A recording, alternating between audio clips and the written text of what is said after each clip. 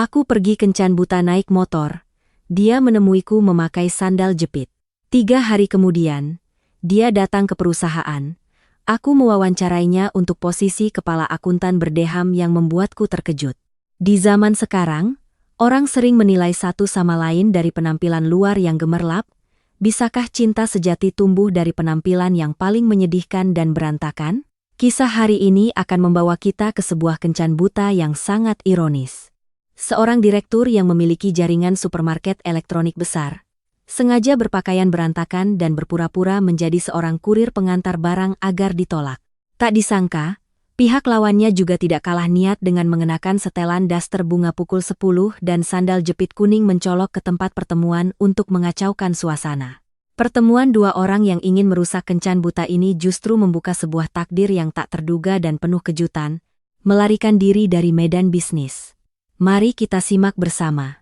Suara forklift yang menderu-deru terdengar berulang kali di ruang luas gudang pusat milik pasar swalayan elektronik Fajar. Udara membawa bau apek kardus, bau busa stirofoam, dan bau plastik baru yang khas dari kiriman barang elektronik yang baru tiba. Debu dari proses bongkar muat barang menempel di rambut pendek dan kaos oblong biru pekerja yang sudah usang milik Baskara. Dia sedang sibuk bersama beberapa pekerja. Keringat bercucuran, mendorong sebuah kulkas 4 pintu berukuran besar ke posisi yang tepat di rak barang. Keringat menetes di dahinya yang lebar. Meskipun sudah menjadi direktur dari sebuah perusahaan yang mendistribusikan TV, kulkas, dan peralatan rumah tangga yang menghasilkan miliaran setiap bulan, Baskara tetap mempertahankan kebiasaannya bekerja langsung bersama para kuli angkut. Memulai dari nol dengan profesi sebagai teknisi perbaikan dan pengiriman barang elektronik, dia tidak pernah segan melakukan pekerjaan berat. Dia menyukai perasaan sibuk ini. Saat sedang mencuci tangan setelah mengatur ulang tumpukan mesin cuci, ponsel di saku celana kerjanya bergetar berulang kali. Baskara berhenti, dia mengeluarkan ponselnya untuk melihat. Melihat nama ibu di layar, dia sedikit mengernyitkan dahi. Dia tahu persis alasan panggilan ini. Berjalan ke sudut halaman belakang gudang agar tidak terlalu berisik, Baskara menggeser layar untuk menerima panggilan. Suara Ibu Murni terdengar nyaring dari seberang. Beliau memulai lagu lamanya tentang putra satu-satunya yang sudah berusia lebih dari 30 tahun tapi masih belum mau berkeluarga. Beliau terus-menerus bercerita tentang tetangga yang putranya seumuran dengan Baskara kini sudah menimang anak. Beliau mengeluh bahwa di usia tuanya, beliau hanya ingin mendengar suara anak kecil di rumah agar suasana menjadi ceria.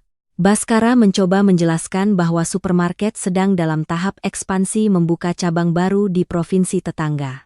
Pekerjaannya menumpuk, belum ada pikiran untuk urusan asmara. Tapi Ibu Murni bersikeras tidak mau mendengar. Beliau dengan tegas memerintahkannya untuk datang ke sebuah warung kopi di kompleks perumahan tua pada hari Minggu sore ini untuk bertemu dengan seorang gadis yang direkomendasikan oleh seorang kerabat jauh. Beliau memuji-muji gadis itu. Pekerjaannya stabil, wataknya lembut. Akhirnya, beliau menutup dengan sebuah ancaman baja. Jika Baskara tidak pergi, beliau akan naik bus langsung ke kantor pusat perusahaan, membawa barang-barangnya dan tinggal di depan gerbang untuk menekannya. Mengetahui sifat ibunya yang selalu menepati ucapan, Baskara terpaksa pasrah setuju agar masalah selesai, lalu mematikan telepon. Dia melihat ke bawah pada pakaiannya yang kotor oleh debu dan keringat. Sebuah ide terlintas di benaknya, dia memutuskan akan pergi kencan buta dengan penampilan paling menyedihkan. Motor bebek tua yang biasa digunakan untuk membeli suku cadang pendingin udara untuk para teknisi akan menjadi kendaraannya. Baju kerja yang bau keringat dan debu kardus ini akan menjadi pakaian utamanya. Dia yakin tidak ada gadis kota yang bisa tahan dengan seorang kurir pengantar barang yang miskin dan berantakan seperti itu. Memikirkan skenario pihak lawan yang akan mengerutkan kening, menolak, lalu kabur, Baskara tanpa sadar tersenyum puas. Dia kembali ke gudang, melanjutkan pekerjaan inventarisasi barang dengan suasana hati yang sangat lega. Pada saat yang sama, di sebuah kamar kos kecil yang terletak di gang sempit, Kirana sedang kesal merapikan barang-barang pribadi terakhirnya ke dalam kardus. Dia baru saja berdebat sengit dengan direktur perusahaan lamanya. Pria pelit itu tidak hanya menunggak gaji karyawan selama 3 bulan, tetapi juga memintanya untuk memalsukan pembukuan keuangan untuk menghindari kewajiban membayar pajak. Sebagai seorang kepala akuntan yang kompeten, dia tidak pernah mau melakukan hal-hal yang bertentangan dengan etika profesi. Dia dengan tegas menolak, meletakkan surat pengunduran diri di atas meja dan berjalan keluar dari kantor tanpa ragu sedikit pun. Tapi sekarang, dihadapkan dengan tabungan yang semakin menipis, kekhawatiran mulai merayap di benaknya. Di tengah suasana hati yang kalut, dering telepon berbunyi. Itu Laras, sahabatnya sejak kuliah. Laras menelepon dengan riang gembira, mengatakan bahwa dia baru saja berhasil meminta seorang kenalan untuk menjodohkan Kirana dengan pasangan yang sangat sepadan. Laras memuji pria ini habis-habisan, mengatakan bahwa dia baik hati, pekerjaannya mapan, sangat cocok dengan kepribadian Kirana yang kuat. Kirana langsung menolaknya. Dia menyatakan bahwa dia sedang menganggur, tidak punya mood untuk mengenal siapapun. Tapi Laras tidak menyerah, dia memohon dengan segala cara, menggunakan persahabatan 10 tahun mereka sebagai tekanan. Akhirnya Laras berjanji akan menemaninya langsung ke kencan buta itu untuk menjadi dukungan moral. Melihat temannya begitu antusias, Kirana akhirnya mengalah dan setuju. Waktu berlalu cepat hingga hari Minggu sore. Kirana sedang duduk di depan cermin, bingung memilih gaun mana yang sopan ketika layar ponselnya menyala. Pesan dari Laras datang dengan isi permintaan maaf yang mendesak. Perusahaan Laras ada masalah mendadak, dia dipanggil ke kantor segera, tidak bisa menemani Kirana. Laras menyuruh Kirana untuk tetap datang ke alamat yang ditentukan, bertemu sebentar lalu pulang, anggap saja untuk menghormati perantara. Setelah membaca pesan itu, Kirana kesal melempar ponselnya ke tempat tidur. Dia merasa sangat kecewa karena ditinggal sendirian di menit-menit terakhir. Perasaan jengkel memuncak. Dia berniat membatalkan janji, tetapi setelah dipikir-pikir, hal itu akan membuat kerabat Laras merasa tidak enak. Kirana memutuskan untuk tetap pergi ke tempat pertemuan, tetapi dengan sikap yang sama sekali berbeda. Dia ingin mengacaukan pertemuan ini dengan cepat dan tuntas. Dia menyingkirkan semua gaun cantiknya. Dia mengeluarkan dari dasar lemari sebuah setelan daster katun dingin dengan motif bunga pukul 10 yang sangat mencolok. Ini adalah pakaian yang hanya dia gunakan saat membersihkan rumah. Dia mengikat rambutnya dengan karet menjadi sanggul acak-acakan di atas kepala, wajahnya benar-benar polos, tanpa sedikit pun riasan. Untuk melengkapi penampilan bencananya, dia mengenakan sepasang sandal jepit plastik kuning cerah yang dibeli di pasar. Melihat dirinya di cermin, Kirana menyeringai. Dia berjanji pada dirinya sendiri akan pergi ke sana, mengucapkan beberapa kalimat basa-basi, lalu mencari alasan untuk pergi lebih awal. Dia ingin pihak lawan memiliki kesan yang sangat buruk tentangnya agar segera mengakhiri semua harapan. Kompleks perumahan tua tempat pertemuan itu terletak tersembunyi di balik gedung-gedung tinggi modern. Warung kopi pinggir jalan itu hanya memiliki beberapa meja plastik dan beberapa kursi kecil yang diletakkan di dekat dinding berlumut. Sinar matahari sore menembus celah dedaunan pohon trembesi, menciptakan bintik-bintik cahaya yang menari-nari di permukaan aspal. Penjual minuman sedang mengipasi dirinya dengan kipas anyaman, santai memandangi orang-orang yang lalu lalang. Baskara datang 15 menit sebelum waktu yang ditentukan. Dia muncul dengan motor bebek tua, catnya sudah mengelupas, memperlihatkan bercak-bercak karat. Suara mesinnya yang berisik menarik perhatian beberapa nenek yang sedang duduk santai di dekatnya. Baskara menurunkan standar motornya dan turun. Sesuai rencana, dia mengenakan seragam biru laut, penuh debu dan beberapa noda oli mesin. Celana panjangnya yang pudar digulung tinggi sebelah. Di kakinya ada sepasang sandal tali yang tumitnya sudah aus. Bau keringat dari seharian bekerja keras mengangkut kulkas masih melekat di tubuhnya. Dia dengan santai menarik sebuah kursi plastik biru dan duduk, memesan segelas es teh manis. Dia mengeluarkan ponselnya, diam-diam menghitung mundur waktu untuk bisa pulang, mandi, dan beristirahat. Sekitar 10 menit kemudian, sesosok bayangan berwarna merah muda cerah muncul di ujung gang. Kirana berjalan dengan langkah gontai, tangan di saku celana, mulut mengunyah permen karet. Daster katun dingin berwarna bunga pukul 10 miliknya sangat mencolok di tengah pemandangan tenang kompleks perumahan.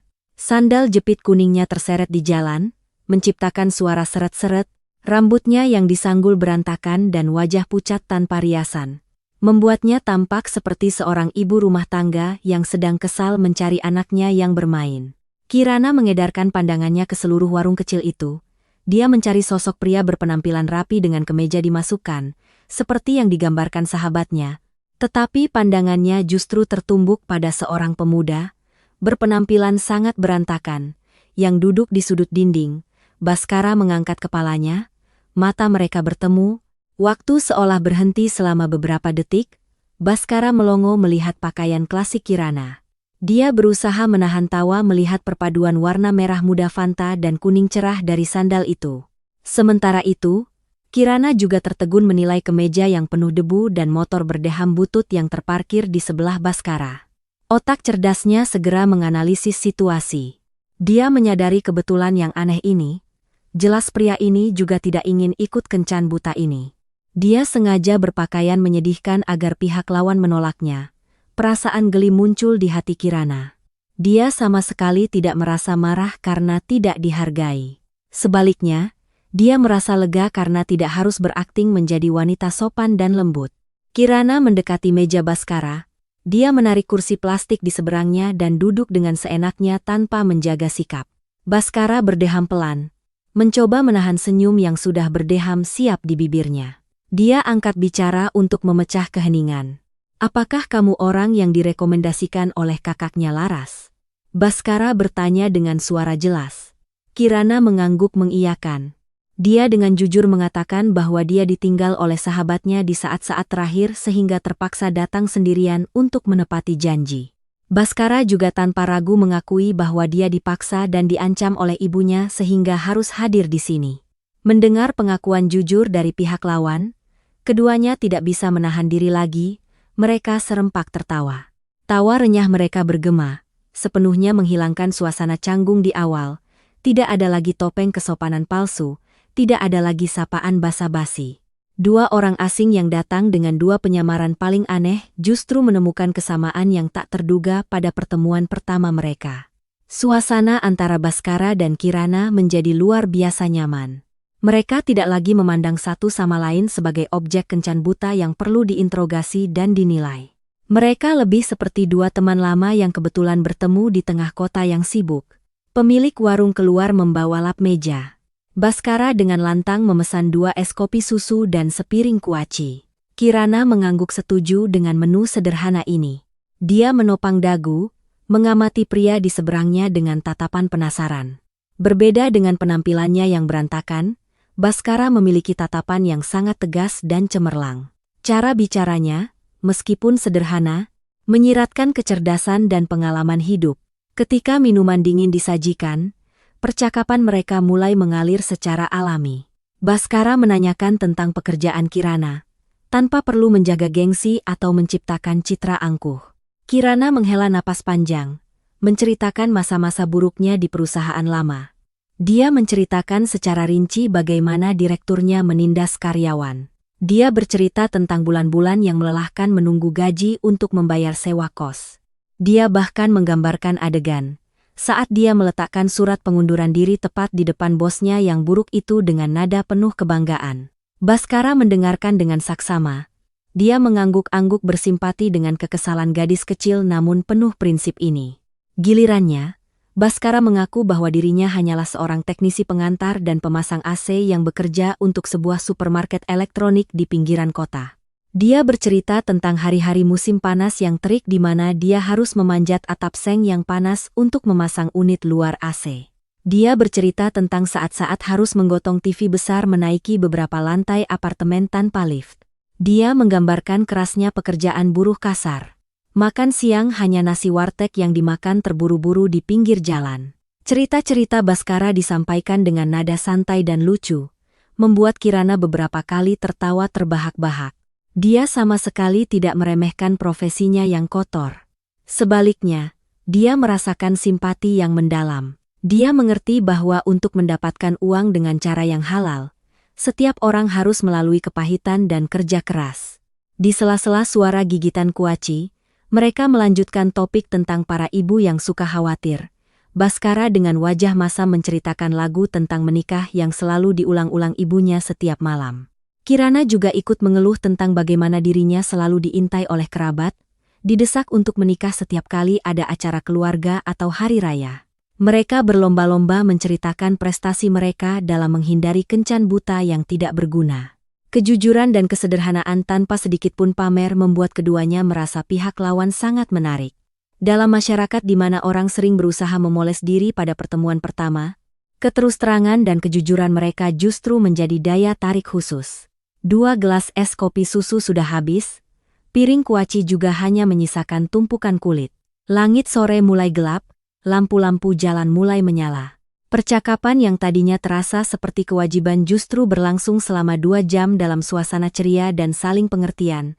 Kegelapan perlahan menyelimuti kompleks perumahan tua itu. Cahaya kuning redup dari tiang lampu jalan menerpa meja-meja plastik. Udara sejuk sore hari membawa angin sepoi-sepoi yang menghilangkan panasnya musim kemarau. Baskara melirik jam tangan tua di pergelangan tangannya. Dia memberitahu bahwa hari sudah malam, mereka sebaiknya mengakhiri percakapan agar Kirana bisa pulang beristirahat. Kirana mengangguk setuju. Dia meregangkan tubuh, merasa suasana hatinya jauh lebih ringan daripada saat baru datang. Baskara berbalik memanggil pemilik warung untuk membayar. Pemilik warung menghitung lalu mengatakan totalnya Rp35.000 untuk 2 es kopi susu dan sepiring kuaci. Baskara secara alami merogoh saku celana kerjanya, hendak mengeluarkan selembar uang pecahan besar untuk membayar. Tetapi dia teringat bahwa dia sedang berperan sebagai seorang kurir miskin. Dia dengan canggung mengeluarkan selembar uang Rp50.000 yang sedikit lecek. Saat itu juga, Kirana dengan cepat membuka dompet kecilnya. Berdeham. Dia mengeluarkan uang pas Rp20.000. Dia meletakkan uang itu di atas meja di hadapan Baskara yang terkejut. Minuman ini kita bagi 2. Aku bayar bagianku. Kirana berkata dengan suara jelas, menyatakan dengan tegas. Baskara terkejut dan menolak, berpendapat bahwa sebagai pria, dan yang datang lebih dulu, membayar minuman adalah hal yang wajar. Namun, Kirana dengan tegas menggelengkan kepala. Dia menjelaskan dengan nada serius namun tetap lucu. Dia berkata bahwa mereka pergi kencan buta tetapi tidak ada niat untuk melangkah lebih jauh. Keduanya juga pekerja keras yang sedang menghadapi kesulitan dalam pekerjaan. Membagi biaya adalah cara terbaik agar tidak ada yang merasa berutang atau tidak enak hati pada pihak lain. Sikap adil dan jelas dari gadis berdaster bunga pukul 10 ini membuat Baskara merasa sangat tertarik. Dia tidak lagi berusaha berebut untuk membayar.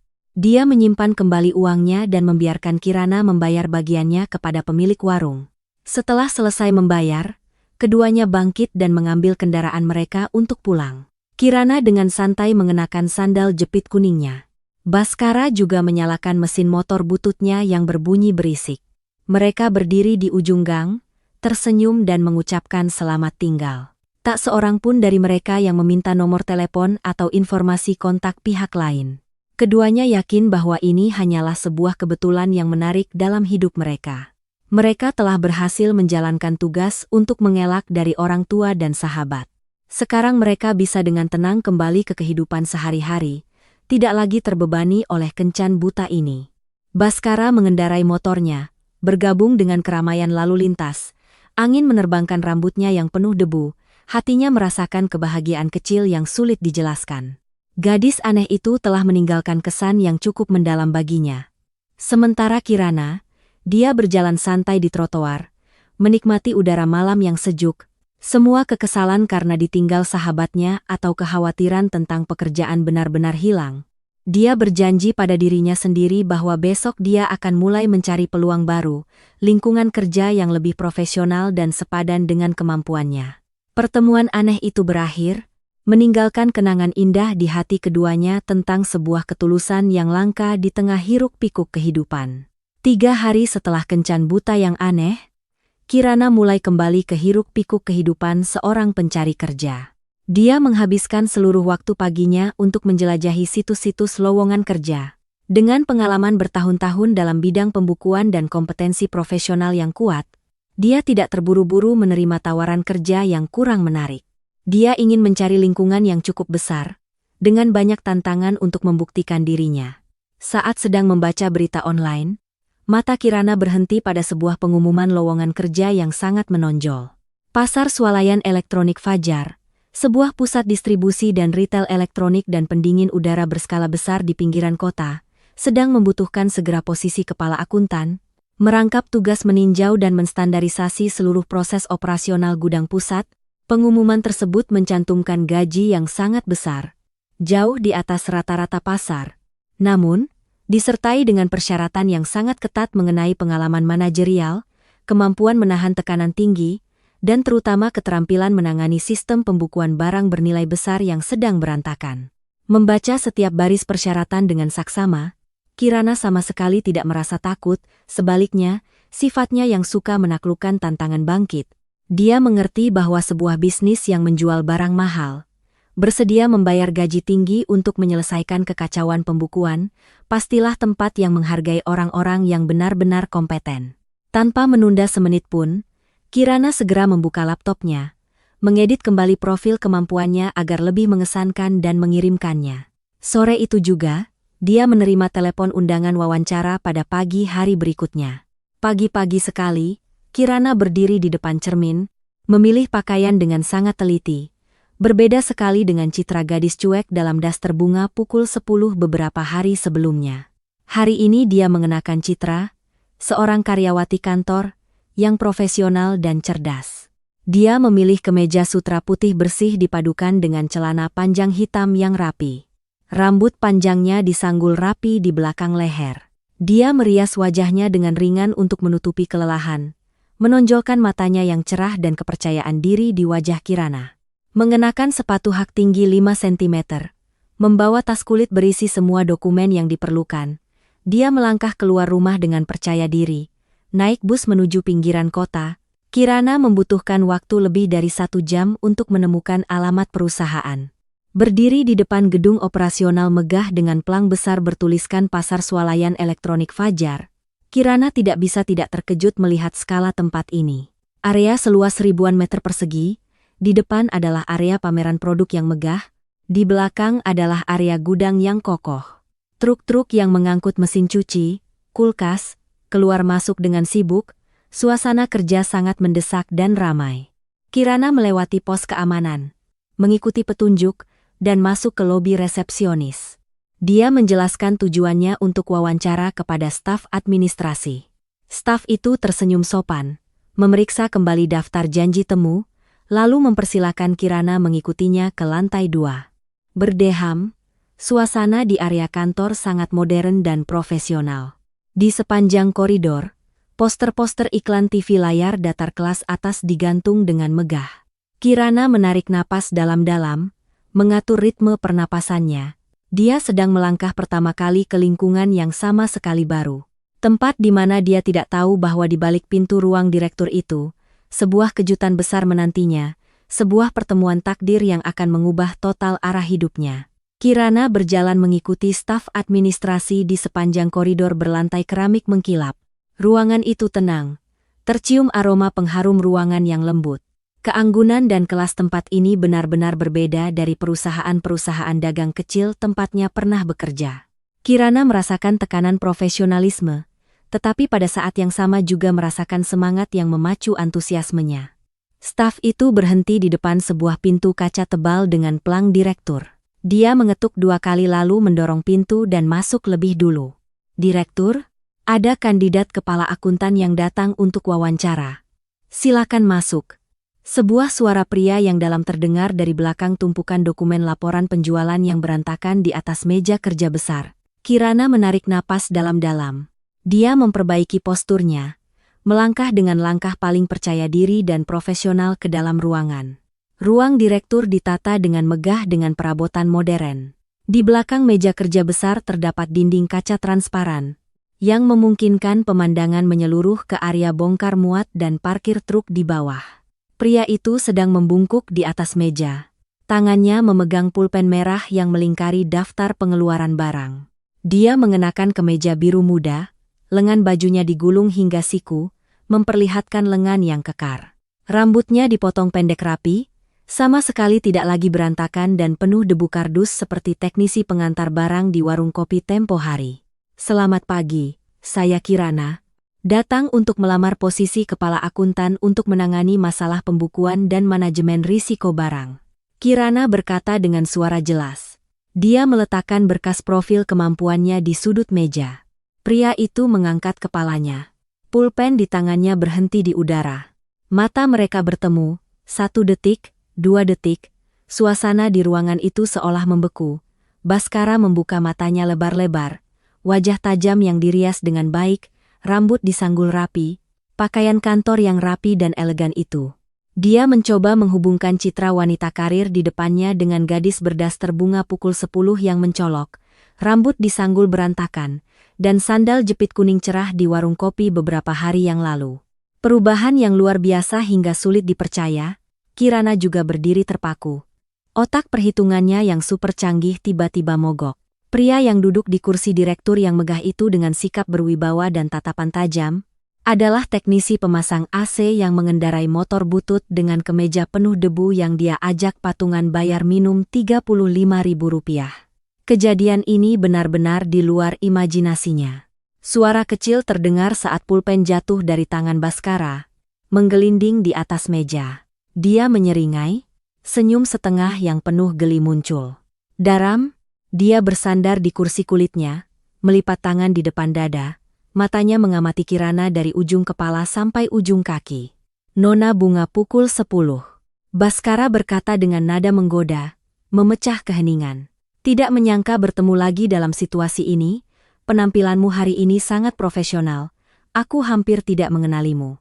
Kirana dengan cepat mendapatkan kembali ketenangannya, menyingkirkan kebingungan awalnya. Dia berdiri tegak, menghadapi tatapan menyelidik Baskara. Dia tersenyum diplomatis tanpa cela. Direktur Baskara terlalu memuji. Kirana menjawab, nadanya tenang seolah tidak terjadi apa-apa. Saya datang untuk wawancara kerja. Tentu saja harus berpakaian sopan, menghormati perekrut, tidak mungkin mengenakan piyama untuk bertemu rekan bisnis. Dan Anda hari ini tidak mengendarai motor butut dan mengenakan seragam pekerja kotor lagi. Baskara tertawa terbahak-bahak. Tawanya menggema di seluruh ruangan. Bagus sekali, kamu pantas disebut orang yang berani berdebat dengan bos lama untuk membela prinsip. Aku suka kepribadianmu yang adil dan jujur ini. Dia menunjuk ke kursi tamu di seberang mejanya. Silakan duduk, kita langsung mulai saja. Saya tidak punya banyak waktu luang. Kirana menarik kursi dan duduk, membuka map profil kemampuannya dan mendorongnya ke arah Baskara. Ini adalah profil rinci saya. Pengalaman 5 tahun sebagai akuntan umum, di antaranya 2 tahun sebagai kepala akuntan di sebuah perusahaan dagang. Saya sangat percaya diri dengan kemampuan saya dalam mengelola arus kas dan merapikan sistem pembukuan. Baskara hanya melirik sekilas berkas tipis itu lalu mendorongnya kembali ke Kirana. Saya tidak tertarik dengan apa yang tertulis di atas kertas. Dokumen bisa dipalsukan, pengalaman bisa dibesar-besarkan. Saya merekrut berdasarkan kemampuan nyata. Di perusahaan ini, saya butuh seseorang yang bisa menyelesaikan kekacauan saat ini di gudang elektronik, bukan seseorang yang hanya bisa melaporkan angka-angka indah. Dia menatap lurus ke mata Kirana, tatapannya penuh tantangan. Apakah kamu siap untuk tes kemampuan nyata?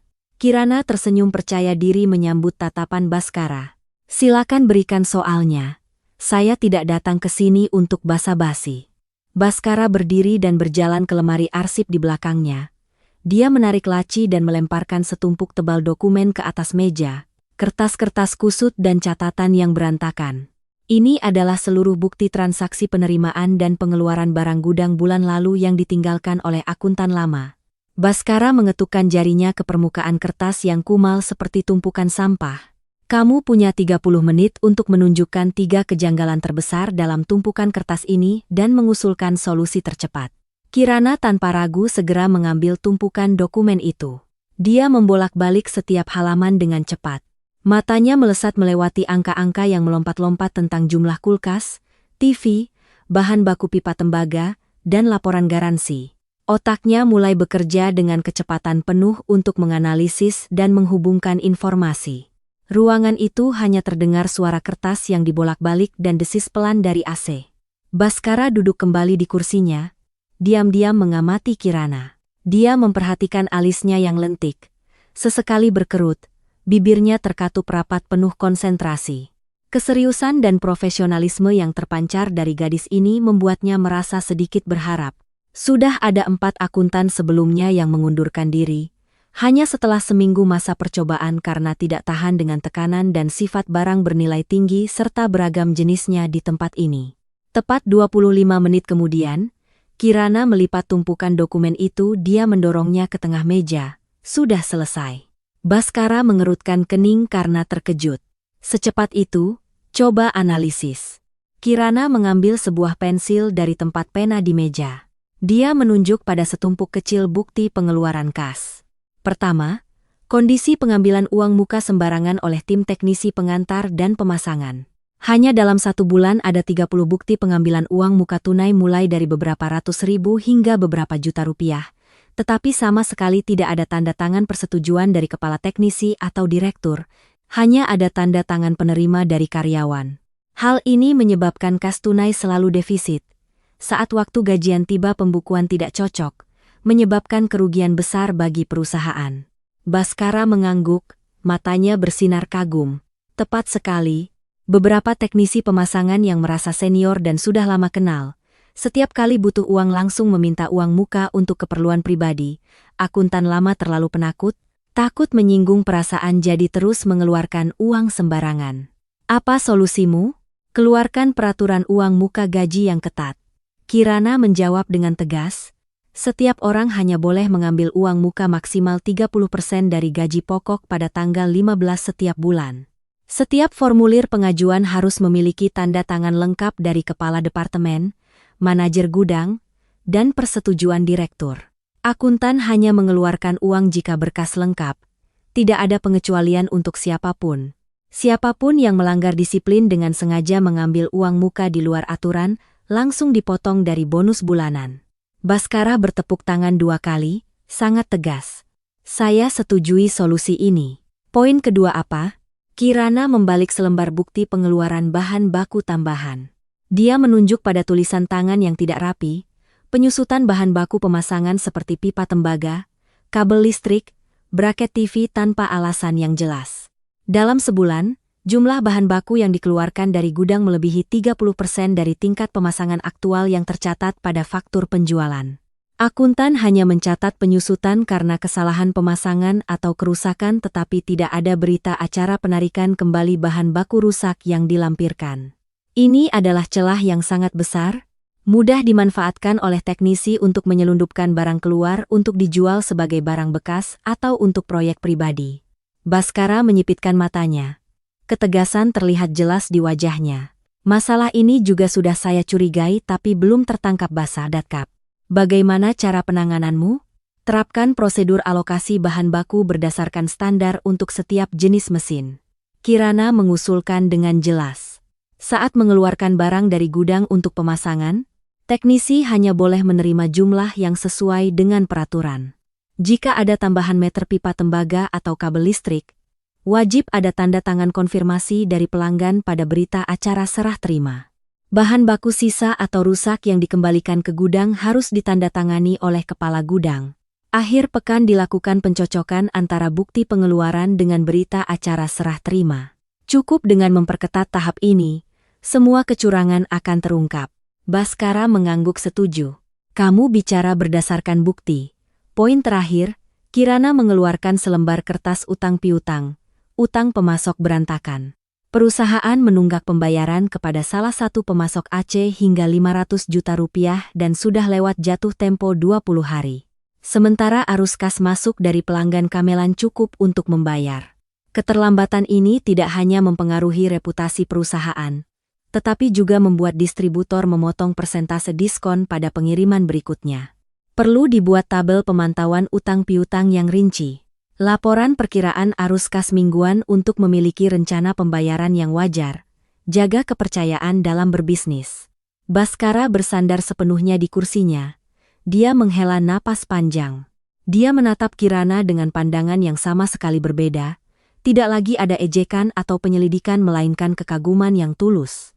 Gadis ini tidak hanya menguasai bidangnya tetapi juga memiliki pandangan luas tentang manajemen risiko dan operasional perusahaan. Kamu membuatku terkejut. Baskara tersenyum mengakui. 30 menitmu lebih berharga dari 3 bulan kerja beberapa akuntan sebelumnya jika digabungkan. Dia mengulurkan tangannya di depan Kirana. Selamat datang di pasar swalayan elektronik Fajar. Posisi kepala akuntan resmi menjadi milikmu dan tugas pertama yang kuberikan padamu adalah mengawasi langsung. Melakukan pemeriksaan silang seluruh data gudang pusat. Gaji masa percobaan adalah 25 juta, ditambah 1% komisi dari total pendapatan yang melebihi target bulanan. Bagaimana menurutmu? Kirana tanpa ragu menyambut tangan Baskara, jabat tangan yang erat menunjukkan tekad. Terima kasih, Direktur. Saya terima pekerjaan ini. Besok saya akan mulai merapikan sistem pembukuan ini. Hari kerja pertama Kirana dimulai dengan rapat koordinasi seluruh staf kantor, gudang, dan departemen pengiriman dan pemasangan. Baskara memperkenalkannya di hadapan seluruh karyawan dan manajemen. Kirana mengenakan kemeja biru tua yang sopan, celana panjang hitam. Dia berdiri tegak dan tersenyum menyapa semua orang. Para teknisi berbisik-bisik tentang akuntan baru yang berwibawa. Tapi yang paling menonjol adalah tatapan menyelidik dari Pak Haryo, manajer logistik supermarket. Pak Haryo berusia di atas 50 tahun, bertubuh pendek dan gemuk, matanya selalu berkedip-kedip, menunjukkan kelicikan. Dia bekerja di sini sejak hari-hari awal Baskara baru membuka toko retail kecil. Merasa sebagai orang lama yang berjasa, dia seringkali membentak bawahannya. Keputusan Baskara menempatkan orang baru, apalagi seorang wanita, untuk memegang posisi manajer gudang dan keuangan, membuat Pak Haryo merasa kepentingannya terancam serius. Sumber pendapatan gelapnya dari penyelundupan bahan baku keluar berisiko terputus. Pagi itu, Kirana langsung mulai menetapkan kembali prosedur pengambilan uang muka dan pengeluaran bahan baku. Dia menempelkan pengumuman besar tepat di depan pintu ruang akuntansi. Isinya mengatur dengan jelas waktu dan prosedur pengambilan uang tunai serta proses penerimaan bahan baku pemasangan baru. Menjelang siang, sekelompok teknisi pengiriman datang mengetuk pintu ruangannya. Kak akuntan baru, keluarkan uang muka bulanan untuk kami masing-masing 2 juta. Seorang teknisi muda berkata dengan angkuh. Kirana mengangkat kepalanya dari tumpukan buku. Dia dengan tenang menjawab, sesuai peraturan baru, saya hanya memproses uang muka pada tanggal 15 setiap bulan. Jika kalian ingin mengambil uang sekarang, harus ada surat permohonan yang menjelaskan alasan mendesak. Surat ini perlu ditandatangani oleh Kepala Logistik, Pak Haryo, dan Direktur Baskara. Teknisi itu menggebrak meja. Peraturan aneh. Sejak dulu kami kalau butuh uang ya tinggal ambil. Kamu baru di sini jangan sok. Mau keluarkan uang atau tidak, katakan saja. Kirana berdiri tegak, matanya yang dingin menatap setiap wajah. Saya ulangi, ini adalah peraturan perusahaan yang dikeluarkan oleh direktur. Jika kalian tidak mematuhi, silakan keluar. Jangan membuat keributan yang mengganggu pekerjaan saya. Para teknisi mulai berbisik-bisik. Tepat pada saat itu, Pak Haryo berjalan santai mendekat. Ada apa ini kok ribut-ribut? Dia melirik Kirana, akuntan baru. Bersikaplah fleksibel pada teman-teman. Mereka pekerja kasar, lelah mengangkut mesin cuci, naik tangga, haus ingin minum bir. Kenapa kamu mempersulit? Selama ini di sini memang begini, kekeluargaan yang utama. Maaf, Pak Haryo. Kirana berkata dengan jelas. Dia sama sekali tidak gentar menghadapi sikap pembelaan terang-terangan dari pria tua itu. Saya bekerja sesuai prinsip pembukuan dan peraturan direktur. Jika Bapak ingin fleksibel, silakan tanda tangani formulir permintaan uang muka, saya akan keluarkan dari kas. Semua tanggung jawab selanjutnya Bapak yang tanggung sepenuhnya. Wajah Pak Haryo berubah. Dia tahu persis menandatangani kertas itu sama saja dengan mencari masalah. Dia berkata dengan ketus, kamu hebat sekali, baru datang sudah mau melangkahi orang lama.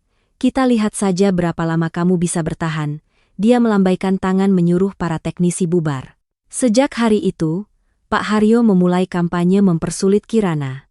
Dia menyebarkan desas-desus di seluruh area gudang bahwa Kirana diistimewakan karena memiliki hubungan dekat dengan direktur. Dia menghasut karyawan gudang untuk menunda penyerahan bukti keluar masuk barang, TV, kulkas, laporan jumlah bahan baku yang dikembalikan selalu diserahkan terlambat. Hal ini membuat Kirana sangat kesulitan dalam merekapitulasi data laporan harian. Pengucilan dan bisik-bisik di belakang punggung tidak membuat Kirana gentar. Dia mengerti bahwa untuk bertahan di lingkungan bisnis barang mahal, kompleks, dan penuh aturan lama ini, dia harus membuktikan kemampuannya dengan tindakan nyata. Duduk diam di kantor ber-AC hanya akan membuatnya tidak terlihat dan terisolasi. Senin pagi, alih-alih mengenakan pakaian kantor seperti biasa, Kirana muncul di gudang dengan pakaian yang sangat rapi, celana kain berwarna gelap, kaos seragam biru supermarket, dan sepasang sepatu olahraga yang dinamis. Dia menyanggul rambutnya tinggi-tinggi, mengabaikan rasa canggung. Dia mengenakan kartu identitas karyawan, membawa alat pemindai kode batang dan buku catatan tebal. Target pertamanya adalah area penyimpanan TV layar datar dan peralatan rumah tangga kelas atas. Tempat ini sedang mengalami ketidakcocokan data stok yang paling parah menurut analisis pembukuan. Kepala gudang di sana adalah seorang pemuda bernama Budi. Dia pemalu dan sering diintimidasi serta dimarahi oleh Pak Haryo. Melihat Kirana muncul dengan penampilan siap bekerja keras, Budi terkejut dan langsung berdiri. "Kak Kirana, kenapa kakak turun ke sini? Tempat ini berdebu kardus dan pengap sekali. Kakak duduk saja di kantor. Kalau butuh data, kulkas atau mesin cuci apapun, biar saya yang antarkan. Tidak perlu." Kirana menggulung lengan bajunya dan menyalakan alat pemindai kode batang. "Mulai hari ini, saya akan melakukan pengecekan stok secara berkala setiap minggu. Dimulai dari rak TV layar datar dan sound system." Setelah berkata begitu, Kirana meminta Budi untuk mengoperasikan forklift untuk menurunkan setiap palet barang. Dia sendiri menghitung setiap kardus, memeriksa segel, memindai kode batang, nomor seri setiap TV mahal.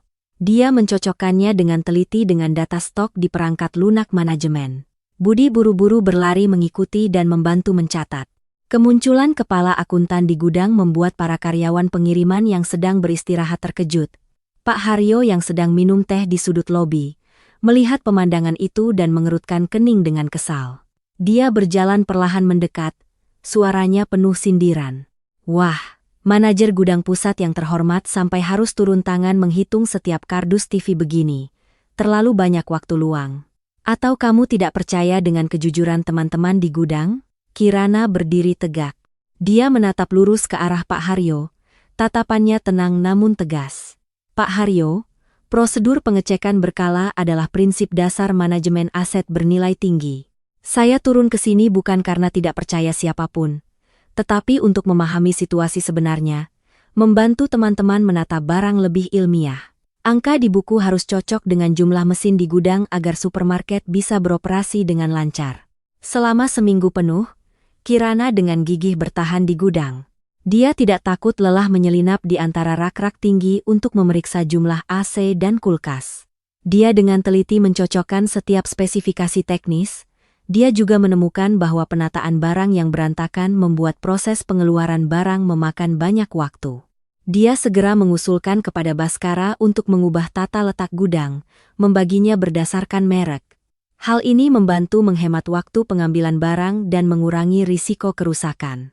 Tindakan nyata dan profesional Kirana secara bertahap mengubah pandangan banyak karyawan gudang dan teknisi pemasangan.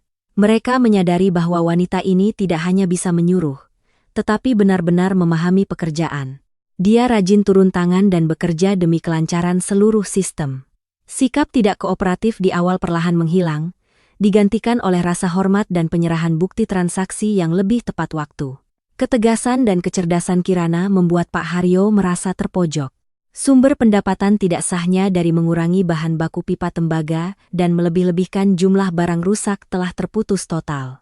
Pak Haryo memutuskan untuk nekat.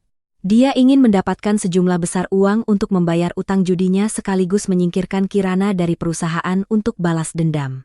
Kesempatan datang ketika supermarket menerima kiriman khusus berupa 20 unit TV pintar dengan layar sangat besar, resolusi paling tajam di pasaran saat ini. Kiriman ini dipesan khusus untuk proyek perlengkapan ruang rapat sebuah perusahaan besar. Pada hari penerimaan barang, Direktur Baskara sedang sibuk dinas luar kota, mengurus lokasi untuk pembukaan cabang baru di provinsi lain. Kirana langsung turun ke gudang untuk mengawasi proses bongkar muat dan pemindaian kode batang. Proses pengecekan berjalan lancar. Jumlah 20 unit TV Kamelan cocok dengan faktur.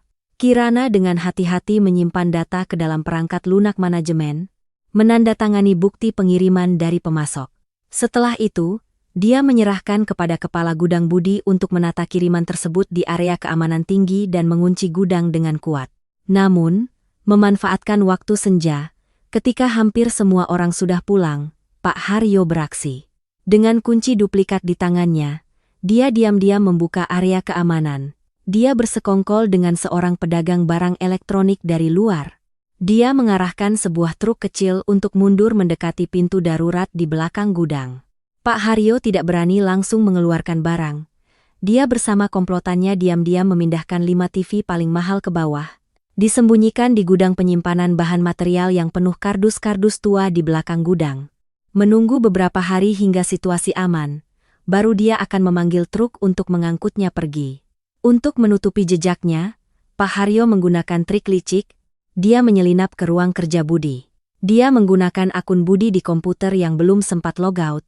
Dia mengubah data penerimaan barang, kiriman TV pintar di sistem. Dia mengurangi jumlah penerimaan aktual menjadi hanya 15 unit. Dia menambahkan catatan bahwa pemasok mengirim barang kurang karena kesalahan pengiriman dan akan diganti pada pengiriman berikutnya. Keesokan paginya, ketika Kirana membuka perangkat lunak di laptopnya untuk memeriksa, dia berencana membuat laporan utang piutang untuk dikirim kepada Direktur Baskara. Dia menemukan kejanggalan. Jumlah TV yang masuk gudang di komputer kurang 5 unit dibandingkan dengan jumlah yang dia hitung langsung kemarin. Kirana mengerutkan kening, segera memanggil kepala gudang Budi ke ruang kerjanya. Bagaimana kamu bisa jelaskan ketidakcocokan data kiriman TV kemarin?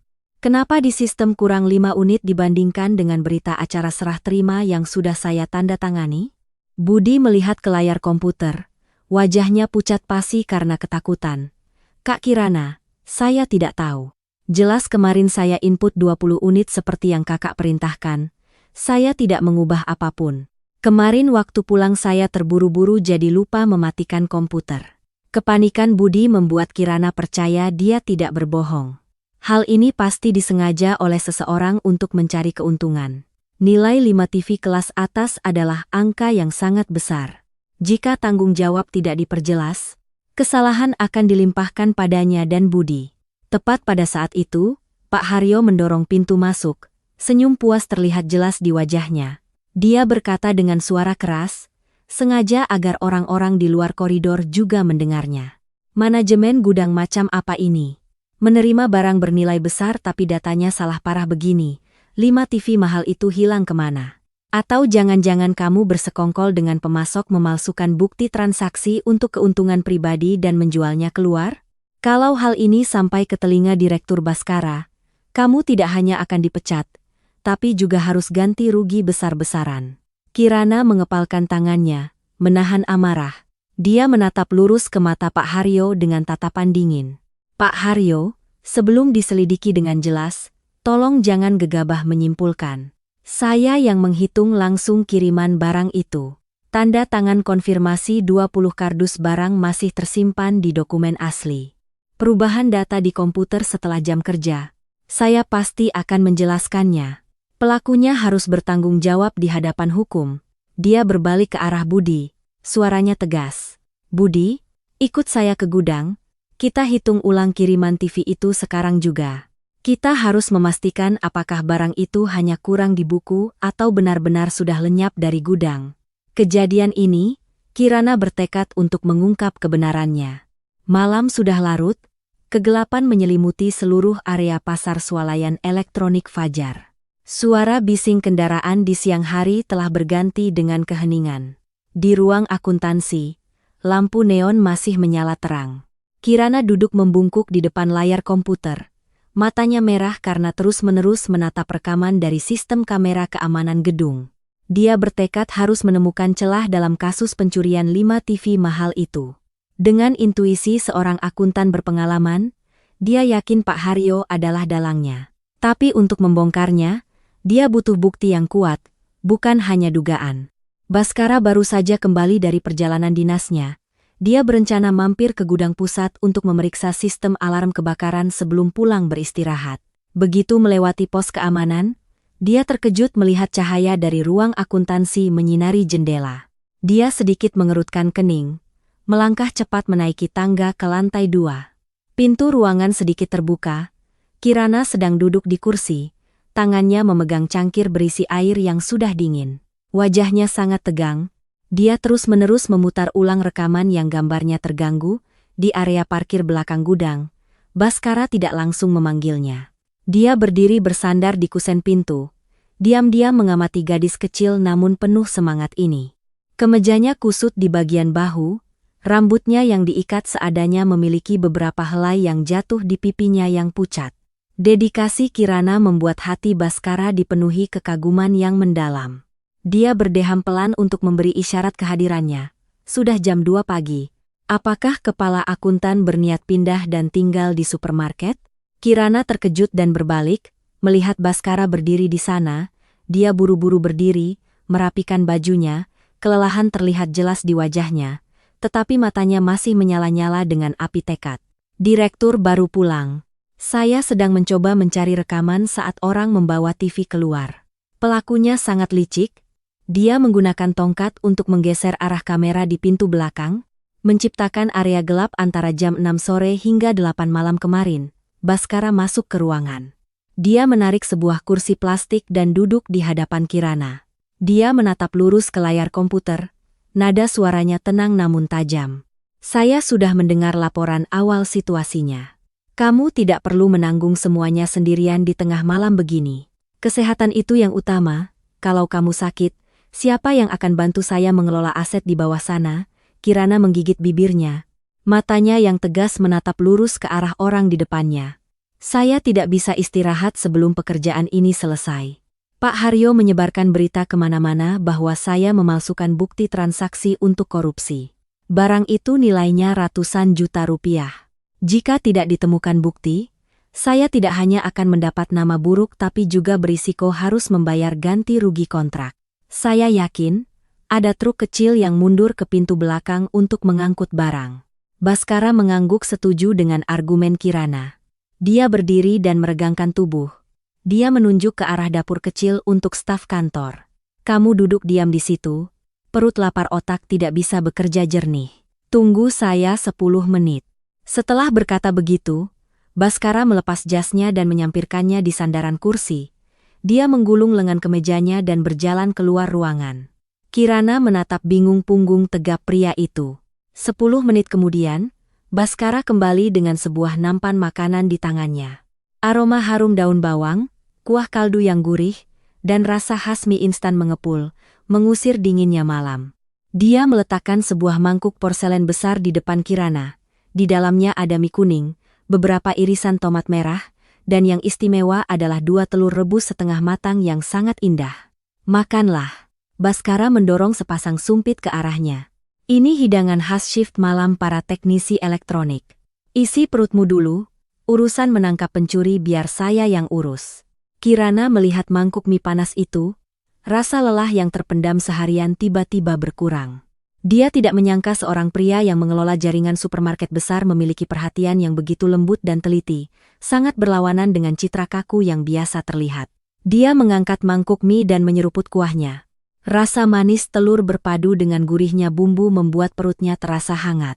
Terima kasih, Direktur, telurnya enak sekali, Kirana berkata lembut. Baskara mengangkat mangkuknya. Dia menikmati makan malamnya dengan santai. Setelah makan, kita akan merencanakan strategi memancing harimau keluar dari gunung. Pak Haryo tahu setiap sudut di sini. Jika dia sudah menyembunyikan barang, pasti belum sempat dijual keluar. Karena ukurannya besar, sangat mudah menarik perhatian. Kita harus membuatnya masuk perangkap sendiri. Dalam keheningan malam, hanya terdengar suara 2 orang menyantap mie panas. Semangkuk mie instan telur sederhana pada jam 2 pagi tidak hanya memberi energi bagi Kirana, tetapi juga mendekatkan 2 orang yang tadinya tampak berlawanan dengan pemahaman dan kepercayaan mutlak. Sinar matahari terik pagi berikutnya menerpa jendela-jendela kaca supermarket. Baskara dan Kirana berdiri di lobi utama. Di tangan mereka ada koper kecil. Baskara dengan lantang mengumumkan di hadapan seluruh jajaran manajemen dan karyawan, termasuk Pak Haryo yang berdiri dengan tangan di belakang punggung dan wajah sangat puas. Hari ini saya dan manajer gudang akan pergi ke pabrik komponen di provinsi tetangga untuk menandatangani kontrak distribusi baru. Perjalanan ini mungkin akan berlangsung beberapa hari. Semua pekerjaan transaksi dan pengiriman barang di perusahaan saya serahkan sepenuhnya kepada Pak Haryo. Semua orang harap bekerja dengan serius. Pak Haryo mendengar itu, matanya menyipit karena senang, tetapi tetap berusaha berpura-pura serius. Dia melangkah maju sambil mengelus dagu. Direktur, tenang saja. Ada saya di sini. Teman-teman akan bekerja dengan baik. Soal beberapa TV yang hilang, saya juga akan mendesak keamanan untuk patroli lebih ketat. Pencuri pasti tidak akan bisa lolos. Baskara mengangguk. Dia menepuk bahu Pak Haryo dengan penuh arti. Lalu bersama Kirana naik ke mobil mewah. Mobil itu melaju dan menghilang di antara lalu lintas.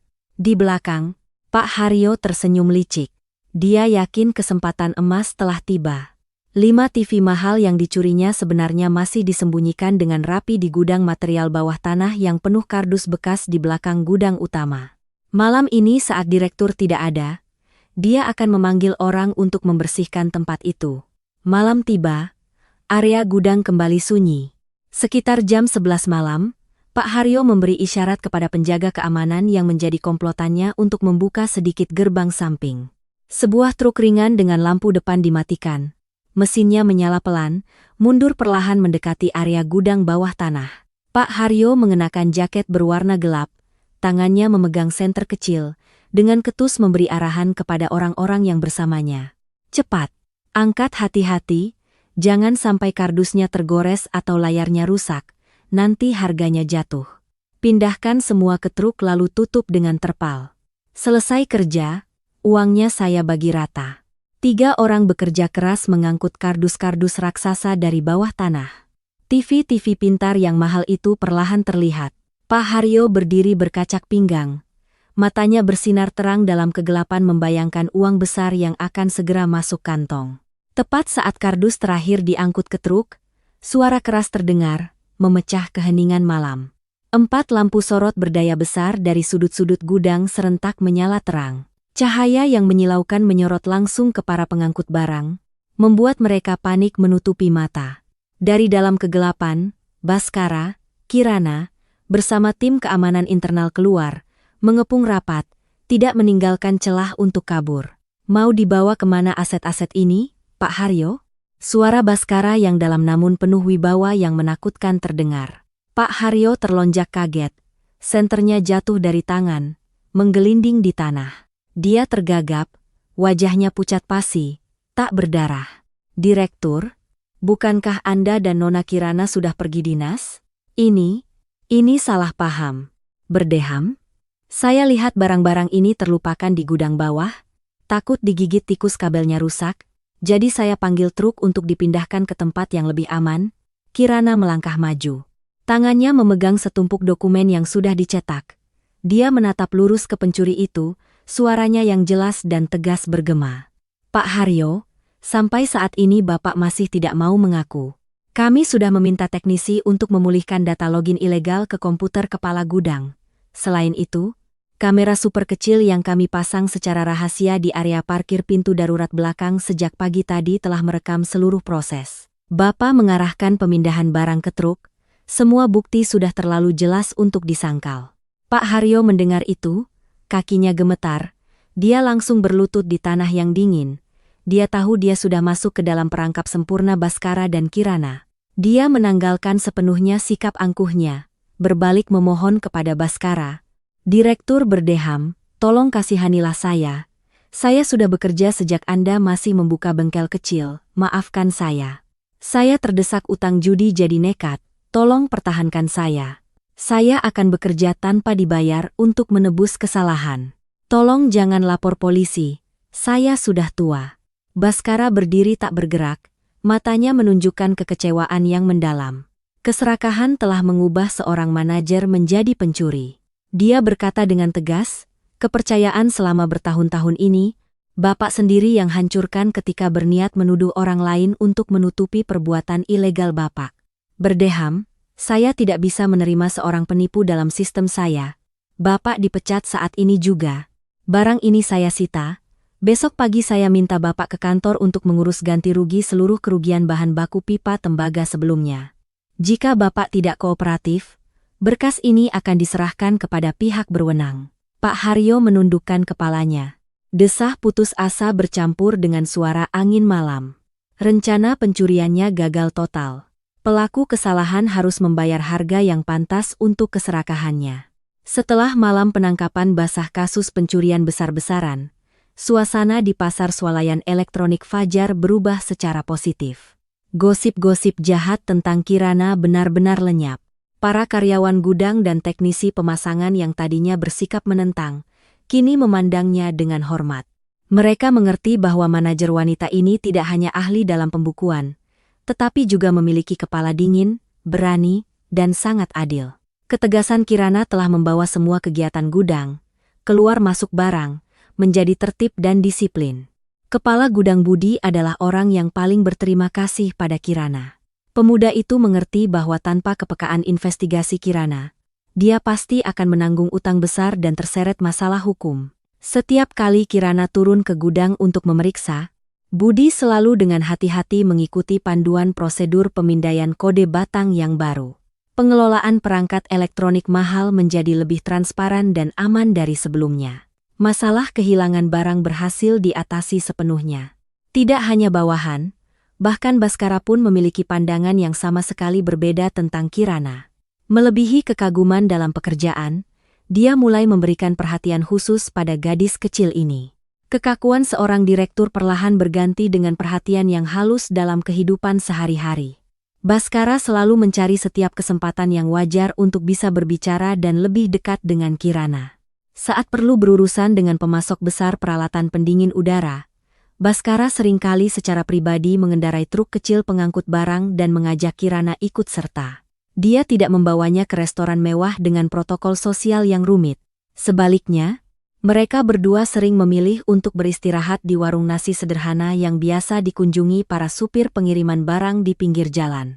Mereka makan dengan sederhana, menikmati teh hijau, dan berdiskusi dengan antusias tentang fluktuasi harga pasar peralatan rumah tangga di musim puncak. Dalam momen-momen sederhana sehari-hari itu, Kirana merasakan ketulusan, kehangatan, dan keandalan yang luar biasa terpancar dari pria ini. Dia merasa lapisan pertahanannya perlahan-lahan terbuka. Senyum ceria lebih sering muncul di wajahnya, yang biasanya selalu terlihat serius di tempat kerja. Suatu sore di akhir musim gugur, cuaca tiba-tiba menjadi dingin, disertai hujan gerimis yang terus-menerus. Udara di kantor menjadi lembab karena sistem AC sentral sedang dalam perawatan. Kirana, yang tubuhnya sensitif terhadap perubahan cuaca, ditambah dengan duduk bekerja terus-menerus selama berjam-jam di depan komputer untuk memeriksa bukti garansi, mulai merasa tidak enak badan. Hidungnya terasa pedas, kepalanya berat, flu datang dengan cepat membuatnya sangat lelah. Baskara baru saja selesai rapat dengan departemen teknis dan keluar. Dia membawa setumpuk berkas untuk didiskusikan dengan Kirana, tetapi ketika melihat wajahnya yang pucat, sesekali memijat pelipisnya. Dia berhenti, melihatnya berjuang mengetik di keyboard. Dia berdeham merasa kasihan. Dia tidak mengganggunya, diam-diam berbalik dan keluar, menutup pintu ruang kerja dengan pelan. 20 menit kemudian, Baskara kembali, dia berjalan ke meja kerja Kirana. Dia dengan lembut meletakkan segelas air lemon jahe panas. Asapnya yang mengepul membawa aroma pedas yang menenangkan. Di sebelahnya ada sebungkus obat flu yang dibeli terburu-buru dari apotek terdekat. Suara kecil itu membuat Kirana terkejut dan mengangkat kepala. Matanya sayu karena demam ringan. Minum obatnya lalu minta izin pulang lebih awal. Pekerjaan tidak akan pernah ada habisnya. Baskara berkata singkat, mencoba menyembunyikan kekhawatiran yang mendalam di matanya. Kirana melihat barang-barang di meja lalu menatap ke meja Baskara yang masih basah oleh tetesan air hujan di bahu kirinya. Dia telah menerobos hujan untuk membelikan obat untuknya. Perasaan hangat yang aneh merayap di hatinya, mengusir dinginnya cuaca. Terima kasih, Direktur. Saya akan selesaikan laporan stok ini setelah minum obat, baru saya istirahat. Kirana menjawab pelan, suaranya lemah dan serak. Baskara menghela napas, menarik kursi kosong dan duduk di sebelahnya. Dia mengulurkan tangan dan dengan tegas menutup layar laptop Kirana. Saya bilang istirahat ya istirahat, prinsip manajemen saya adalah karyawan harus dalam kondisi kesehatan terbaik. Minum air jahenya biar hangat lalu bereskan barang-barangmu. Saya antar kamu pulang, jangan keras kepala, memaksakan diri, nanti sakitnya tambah parah dan mempengaruhi jadwal kerja secara umum. Ketegasan yang memaksa namun penuh perhatian tulus dari Baskara membuat Kirana tidak bisa menolak. Dia dengan patuh meminum air hangat itu. Di dalam mobil yang nyaman membawanya pulang ke kos. Suara hujan masih turun di luar jendela kaca, suasana di dalam mobil sunyi, hanya ada musik lembut yang diputar dari speaker. Kirana bersandar di kursi kulit yang empuk, memejamkan mata untuk beristirahat. Dia merasa sangat damai dan aman memiliki bahu yang kokoh untuk bersandar. Ikatan tak terlihat antara keduanya perlahan menjadi lebih dalam dan alami. Melalui gestur perhatian yang diam-diam, bulan Desember datang membawa hawa dingin musim dingin. Pasar swalayan elektronik Fajar menerima kabar gembira besar, tetapi juga tantangan yang sangat berat. Direktur Baskara baru saja memenangkan tender untuk memasok seluruh sistem TV layar datar, kulkas mini, dan sistem AC sentral untuk sebuah jaringan hotel bintang 5 yang akan segera dibuka.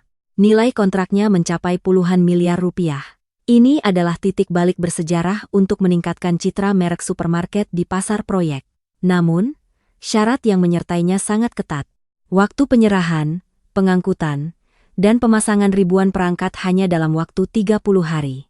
Untuk memenuhi volume pekerjaan yang sangat besar ini, seluruh personel perusahaan dari staf kantor hingga teknisi harus dimobilisasi secara maksimal. Shift kerja dibagi menjadi beberapa bagian dan bergiliran sepanjang hari dan malam. Truk-truk keluar masuk mengambil barang, beroperasi tanpa henti di gudang. Suasana sangat mendesak, tegang seperti senar gitar. Kirana tidak lagi duduk diam di ruang kerja ber-AC dengan tabel-tabel angka yang kering. Menyadari pentingnya proyek ini bagi kelangsungan hidup perusahaan, dia secara proaktif berpartisipasi dalam mendukung pekerjaan di garis depan. Dia mengenakan seragam kerja, rambut diikat tinggi rapi. Dia membawa alat pemindai kode batang untuk memeriksa, mengawasi proses penempelan stiker garansi dan pengemasan yang hati-hati untuk melindungi setiap TV yang keluar dari gudang dari benturan.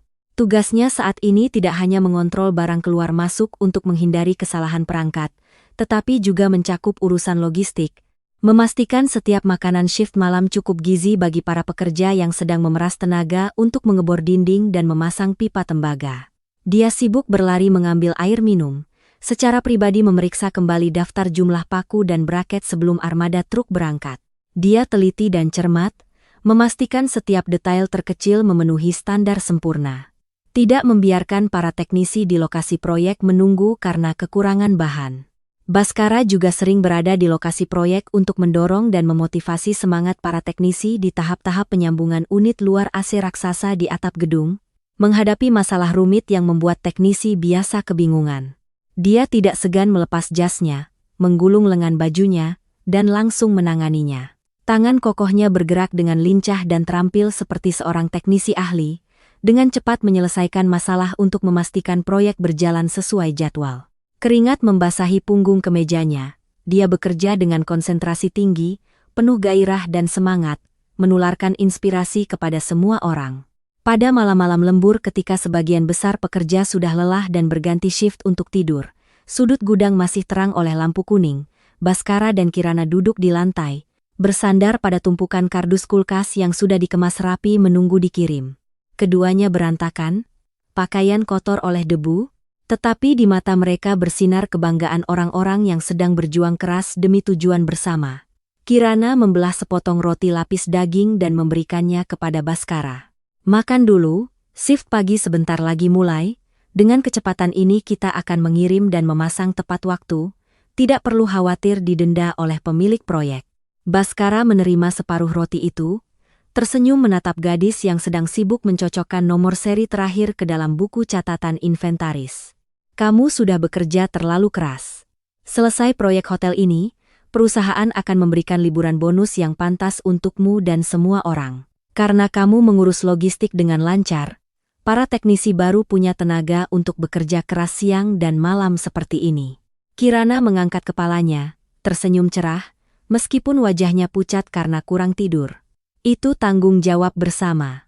Melihat semua orang bekerja dengan semangat, saya juga merasa termotivasi. Kita sedang bersama-sama membawa merek supermarket ini lebih jauh, mengalahkan para pesaing.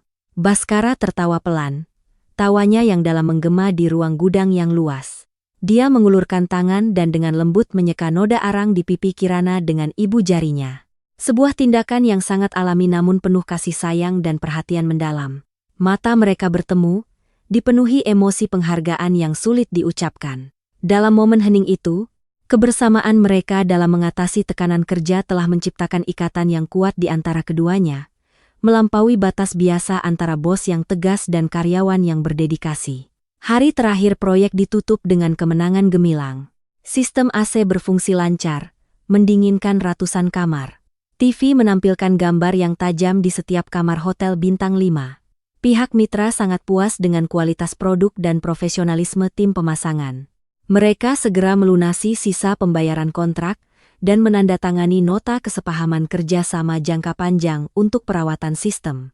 Keberhasilan gemilang ini adalah hadiah yang paling pantas untuk hari-hari kerja keras tanpa henti dari seluruh staf dan karyawan pasar swalayan elektronik Fajar. Untuk berterima kasih dan merayakan kemenangan, Direktur Baskara memutuskan untuk mengadakan pesta besar untuk seluruh tim di sebuah restoran seafood terbesar di daerah itu. Suasana pesta berlangsung sangat meriah dan menyenangkan.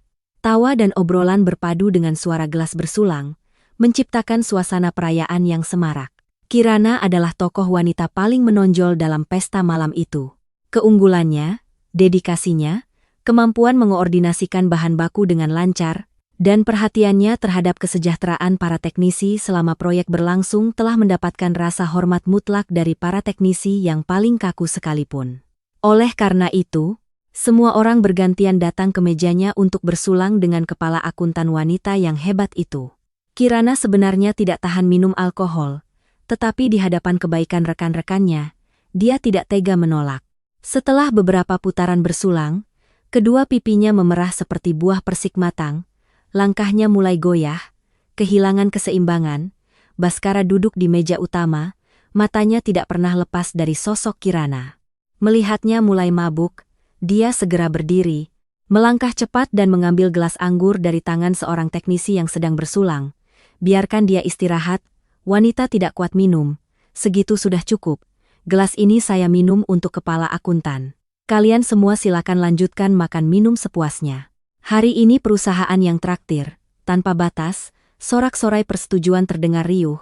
Baskara menenggak habis gelas anggur merahnya lalu berbalik menopang lengan Kirana. Dia tampak sangat lelah, kepalanya pusing. Tanpa sadar dia menyandarkan kepalanya di bahu Baskara mencari pegangan. Mabuk ya? Biar saya antar pulang istirahat.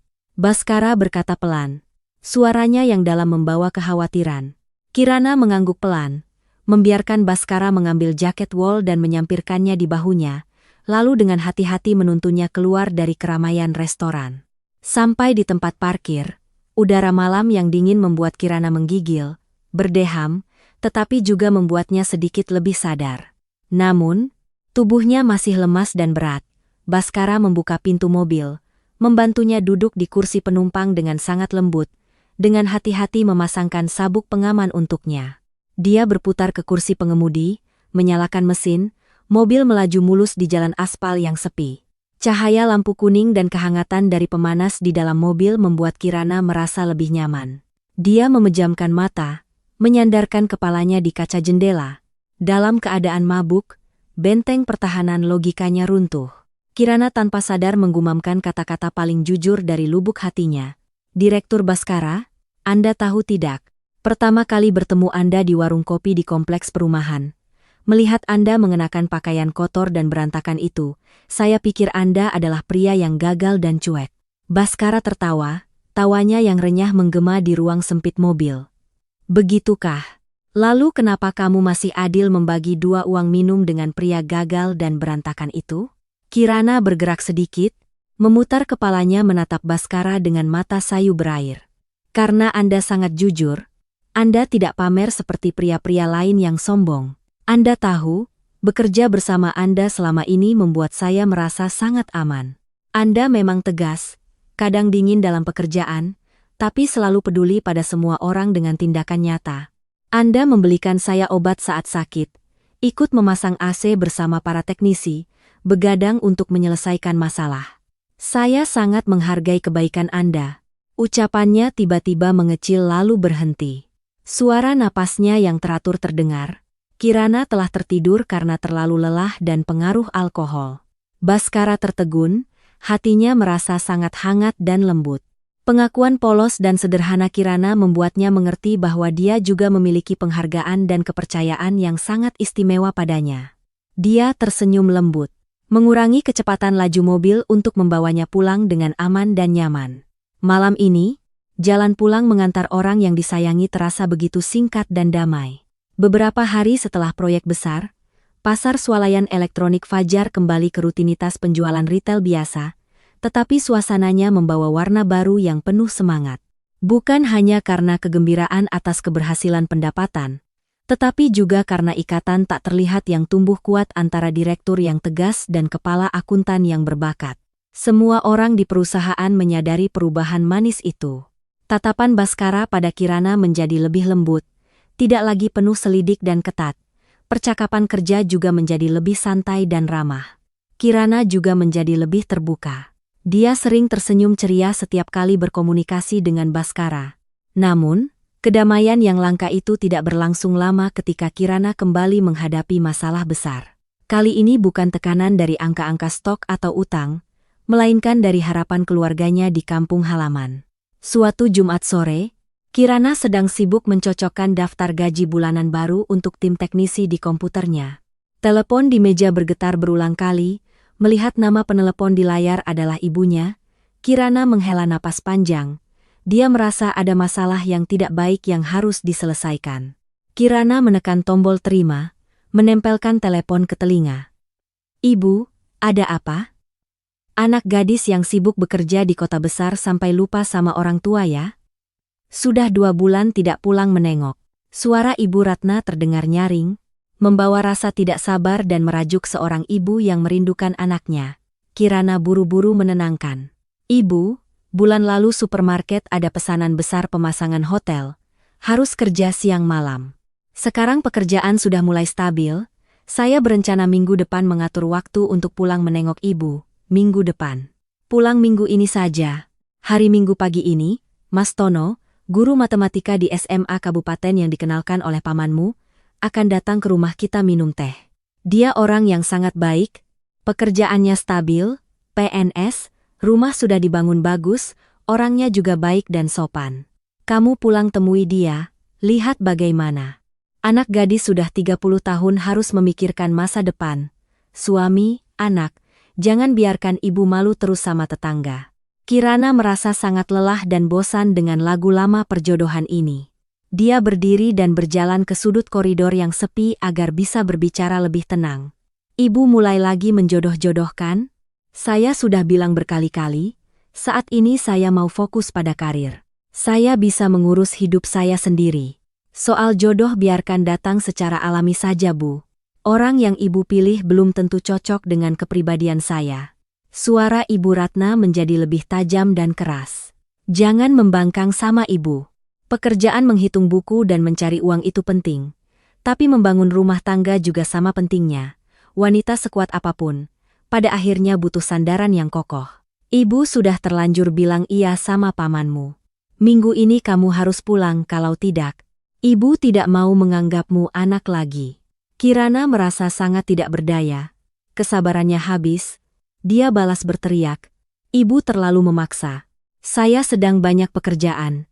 Akhir pekan ini saya tidak bisa pulang. Saya juga tidak mau pergi kencan buta bertemu siapapun." Setelah berkata begitu, Kirana dengan marah mematikan telepon. Dia bersandar di dinding yang dingin, memejamkan mata, menghela napas.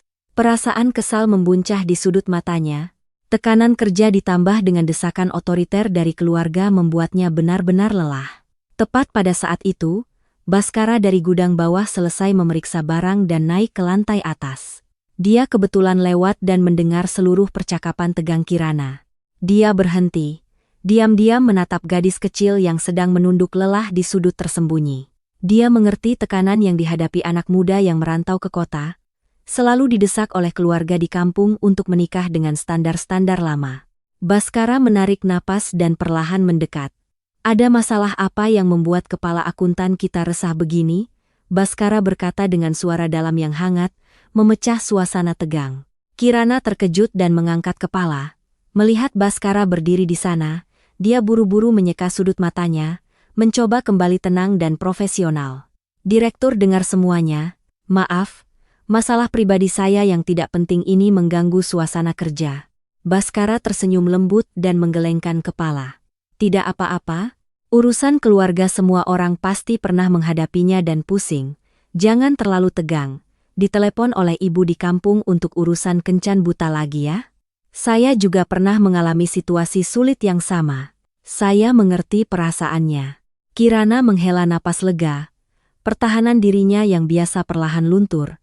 Dia pasrah, berbagi dengan penuh kekesalan. Ibu saya memaksa saya pulang kampung akhir pekan ini untuk bertemu seorang guru matematika yang dikenalkan kerabat. Katanya pekerjaannya sebagai PNS stabil, baik, dan sopan. Kalau saya tolak, dia ancam tidak akan menganggap saya anak lagi. Saya benar-benar tidak tahu harus pakai alasan apa lagi untuk menjelaskan pandangan saya pada ibu. Baskara melipat tangan di depan dada. Dia berpikir sejenak, tiba-tiba sebuah ide terlintas di benaknya. Dia menatap Kirana dengan mata berbinar penuh arti. Kepala akuntan sedang kesulitan meyakinkan orang tua. Sebagai manajer yang pengertian, saya rasa saya punya tanggung jawab untuk membantu karyawan menyelesaikan masalah ini. Baskara berkata dengan nada bercanda, tetapi matanya sangat serius. Kirana menatap Baskara dengan bingung, mengerutkan kening, belum mengerti maksudnya. Direktur mau memberikan surat tugas dinas luar kota untuk memeriksa gudang cabang akhir pekan ini agar saya punya alasan yang sah untuk menghindari kencan buta. Baskara tersenyum dan menggelengkan kepala. Cara menghindar seperti itu tidak menyelesaikan akar masalah. Bulan depan, ibumu akan menyuruhmu kencan buta dengan orang lain lagi. Saya punya solusi yang jauh lebih optimal, bisa membantumu menolak dengan halus pertemuan dengan guru itu, sekaligus membuat keluargamu tenang untuk selamanya. Mata Kirana membelalak penasaran. Solusi ajaib apa itu? Coba katakan.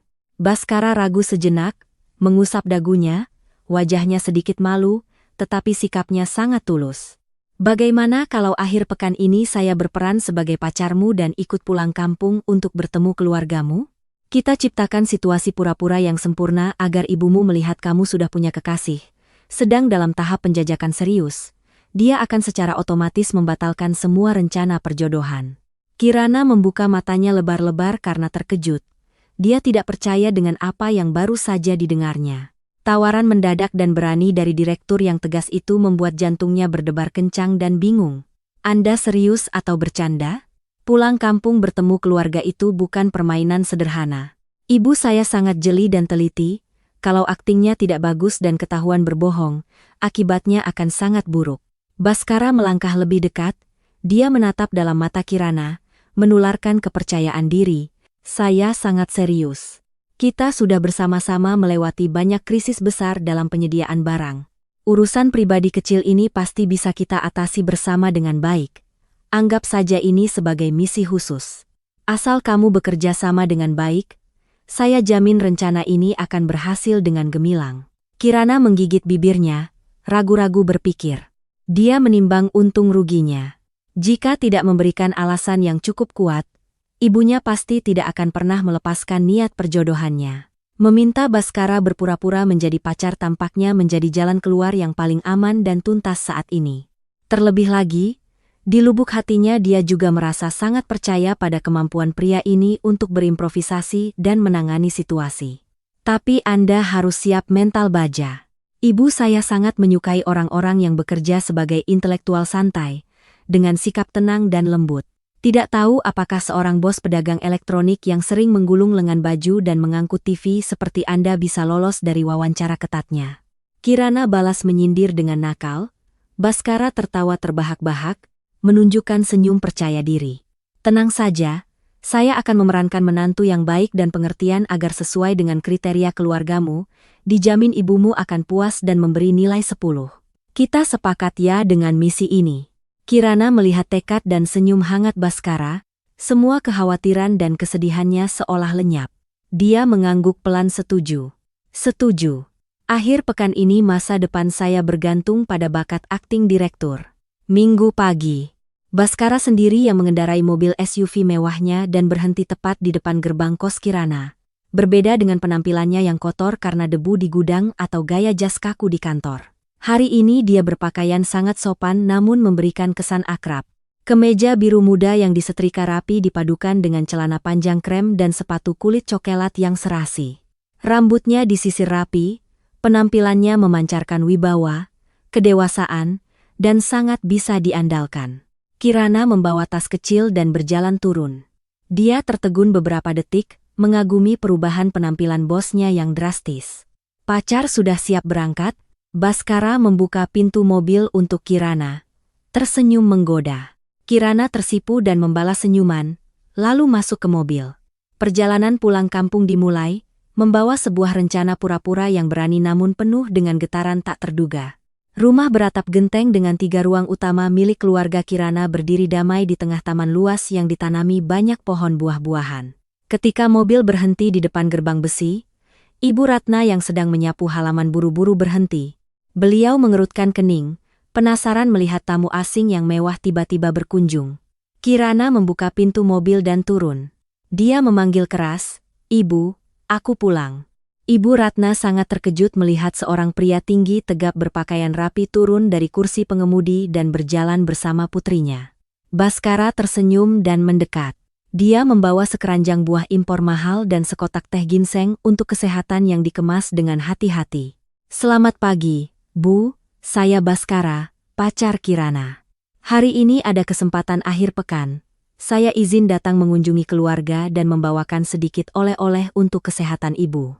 Ibu Ratna menyipitkan mata, mengamati Bhaskara dari ujung kepala sampai ujung kaki. Beliau merasa garis wajah pria ini sedikit familiar. Beliau memutar otak mencoba mengingat cerita putrinya tentang seorang kurir miskin yang mengendarai motor butut dalam sebuah pertemuan kebetulan di warung kopi tempo hari. Meskipun hari ini pemuda ini datang dengan mobil mewah dan berpakaian sangat rapi, dengan sikap percaya diri, tetapi senyumnya masih mengingatkannya pada pemuda yang mengajaknya patungan membayar minuman. "Kamu pemuda berantakan di kompleks perumahan yang diceritakan Kirana waktu itu, kan?" Ibu Ratna bertanya langsung, suaranya penuh selidik dan curiga. Kirana terkejut, buru-buru menjelaskan, "Ibu salah ingat, itu hanya salah paham kebetulan saja. Mas Bhaskara ini direktur sistem supermarket elektronik tempat saya bekerja. Waktu itu dia sedang sibuk mengawasi pekerja membongkar muat barang di gudang jadi pakaiannya belum sempat rapi." Bhaskara sama sekali tidak terlihat bingung atau tersinggung. Dia tetap tersenyum tenang dan rendah hati. "Iya, Bu, betul itu saya. Waktu itu saya sedang sibuk memeriksa sistem AC untuk supermarket. Pekerjaan mengelola sistem mesin kadang-kadang harus turun tangan langsung jadi tidak sempat memperhatikan penampilan. Mohon pengertian Ibu atas kekurangan penampilan saya waktu itu." Ibu Ratna masih belum sepenuhnya yakin dengan penjelasan itu. Beliau tetap bersikap hati-hati, melipat tangan di depan dada. "Direktur ya? Keluarga kami adalah keluarga terpelajar yang memegang tradisi. Saya hanya berharap putri saya menemukan pria yang baik, dengan pekerjaan PNS yang stabil untuk sandaran hidup. Pagi ini Mas Tono, guru di SMA Kabupaten, juga baru saja datang ke rumah minum teh. Dia orang yang sangat baik, bicaranya lembut." Kirana hendak membantah tetapi Bhaskara dengan lembut memegang tangannya untuk menengahi. "Ibu benar sekali. Saya pikir setiap profesi di masyarakat itu berharga, asalkan bekerja dengan jujur dan menciptakan nilai. Saya berbisnis elektronik. Pekerjaannya memang sedikit lebih keras dan kompetitif daripada bekerja sebagai PNS, tetapi pendapatan sangat stabil dan saya yakin memiliki kemampuan finansial yang cukup untuk memberikan kehidupan terbaik bagi Kirana di masa depan." Kata-katanya yang terukur, tenang, namun penuh komitmen kuat membuat suara Ibu Ratna sedikit melunak. Dia dengan santai membawa barang-barang dan mengikuti ibu itu masuk ke dalam rumah. Saat masuk ke ruang tamu, Baskara tiba-tiba mendengar suara berisik dari mesin penyaring air di sudut ruangan. Mesin penyaring air di rumah kenapa, Bu? Suaranya berisik sekali. Baskara bertanya dengan ramah. Ibu Ratna menghela napas, bikin pusing saja. Akhir-akhir ini bunyinya berisik terus, airnya juga keluarnya kecil sekali. Saya sudah mau panggil teknisi dari kota tapi mereka janji-janji terus belum datang. Baskara langsung menggulung lengan ke mejanya. Biar saya lihatkan, Bu. Profesi saya dimulai dari memperbaiki dan merawat mesin. Setelah berkata begitu, dia pergi ke mobil mengambil kotak peralatan kecil serbaguna. Kembali ke ruang tamu, Baskara membuka penutup mesin penyaring air dan memeriksanya dengan cepat. Bu, pompa tekanannya kehilangan tenaga dan filter nomor 1-nya tersumbat lumpur. Biar saya bersihkan filternya dan setel ulang saklar tekanannya, pasti akan kembali normal. Di bawah tatapan heran Ibu Ratna, Baskara membongkar dan memasang dengan sangat profesional dan cepat. Hanya dalam 15 menit, mesin itu kembali bekerja dengan senyap, air mengalir deras dari keran. Sudah beres, Bu. Baskara membersihkan tangannya dengan lap, tersenyum ramah. Tindakannya yang cekatan, tidak segan pekerjaan kotor, dan keterampilan praktisnya telah sepenuhnya meruntuhkan prasangka terakhir Ibu Ratna. Beliau menatapnya dengan tatapan penuh simpati dan diam-diam mengagumi seorang pria sukses yang tetap sederhana dan pandai urusan rumah tangga. Selama makan siang yang hangat, Baskara bersikap sangat sopan. Dia mengambilkan makanan untuk semua orang, berbicara akrab dengan anggota keluarga tentang topik-topik kehidupan sehari-hari. Dia bahkan dengan sabar mengajari Ibu Ratna cara menggunakan kulkas tua agar lebih hemat listrik dan awet. Menjelang sore, ketika Baskara pamit untuk kembali ke kota mempersiapkan pekerjaan di awal minggu, sikap Ibu Ratna sudah menjadi sangat ramah dan terbuka. Beliau secara pribadi membungkuskan banyak buah-buahan segar dari kebun untuknya. Mas Baskara hati-hati di jalannya. Kapan-kapan kalau ada waktu luang akhir pekan, ajak Kirana ke sini lagi makan bareng. Pekerjaan bisnis yang sibuk mencari uang juga harus ingat jaga kesehatan. Ibu Ratna berpesan dengan ramah. Matanya menunjukkan kepuasan. Baskara menunduk memberi salam dengan hormat. Dia berbalik, tersenyum percaya diri menatap Kirana. Kunjungan perkenalan pura-pura yang terpaksa itu membuahkan hasil yang sukses di luar dugaan. Mobil meninggalkan pedesaan yang damai, melaju mulus menuju kota yang ramai. Senja turun, mewarnai pemandangan di kedua sisi jalan dengan warna oranye yang lembut. Suasana di dalam mobil tidak lagi tegang atau cemas seperti saat memulai perjalanan pagi tadi. Sebaliknya, ada keheningan yang penuh pengertian dan getaran lembut. Kirana duduk di kursi penumpang. Sesekali melirik pria yang sedang fokus memegang kemudi. Di kepalanya terus terbayang gambaran Baskara yang berkeringat, menggulung lengan baju memperbaiki mesin penyaring air. Dengan sabar mengajari ibunya tips menggunakan peralatan listrik. Tindakan-tindakan kecil yang tidak dibuat-buat itu mengandung ketulusan dan rasa tanggung jawab yang besar. Hal itu membuat hatinya bergetar kuat. Dia menyadari pria di sampingnya memberinya rasa aman, perlindungan, dan keteguhan yang luar biasa. Baskara tetap tenang mengemudi. Tiba-tiba dia menyalakan lampu sein dan berbelok. Tidak mengambil jalan besar untuk langsung pulang ke kos Kirana, melainkan masuk ke jalan kecil yang dinaungi pepohonan. Mau kemana? Ini bukan arah pulang ke rumahku. Kirana bertanya dengan heran. Aku mau ajak kamu ke suatu tempat istimewa sebelum pulang.